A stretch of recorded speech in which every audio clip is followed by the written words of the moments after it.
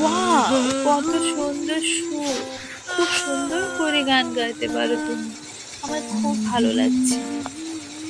উফ, মনোরম, মন ভরে যাচ্ছে। এই, চলো না ওখান থেকে একটা ফুল তুলে নিয়ে আসি। চলো না, চলো, ওই তো দেখা যাচ্ছে ওখানে। চলো। ঠিক আছে, চলো যাই তাহলে। আমাকে না বললে তুই আমার বাগানে গাছ তুলছিস? আমার ভুল হয়ে গিয়েছে, ছেড়ে দাও আমাকে, আর কোনোদিন তুলবো না। আমি সব জানি, তোর বউয়ের বাচ্চা হবে। তোর বউয়ের বাচ্চা জন্ম নেওয়ার পর তুই আমাকে দিয়ে যাবি, এটাই তোর শাস্তি। এটা অসম্ভব। এত সুখ আমাদের কপালে সইবে না বলো? এই সন্তান তো এক্ষুনি ডাইনি এসে নিয়ে যাবে। কি করব আমরা? ওসব নিয়ে তুমি অত ভেবো না, কপালে যা আছে তাই হবে। হুম, ঠিক বলেছো তুমি।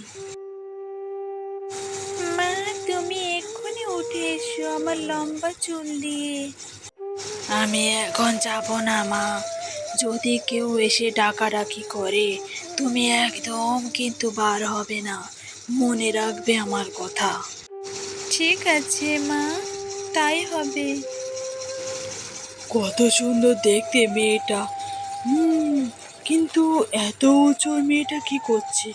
যাই, গিয়ে কথা বলেই দেখি মেয়েটা এখানে কি করে। আমি আসতে পারি তোমার ওখানে? অবশ্যই।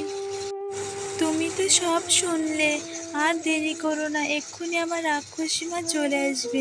চলে যাও তুমি এক্ষুনি এখান থেকে। কিন্তু আবার আসবো আমি। এখানে কে এসেছিল বল, কে এসেছিল? বলেছিলাম না এখানে কেউ যেন না আসে।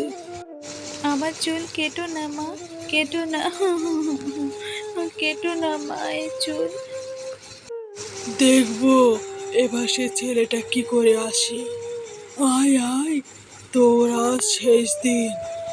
আয় আয় আয়। আমার শেষ দিন নয় মোটেও।